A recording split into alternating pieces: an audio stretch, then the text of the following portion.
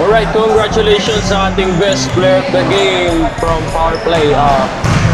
Ang dami mong na-shoot na press, 5 siguro yun, o 6. Baka ano masasabi mo sa naging game mo ngayon?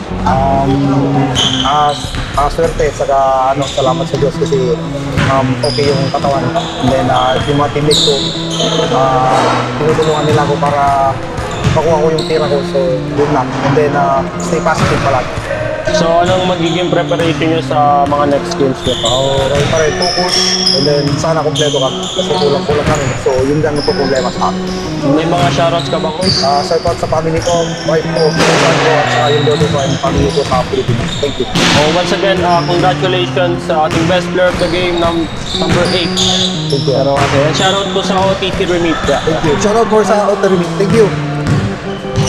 Thank you.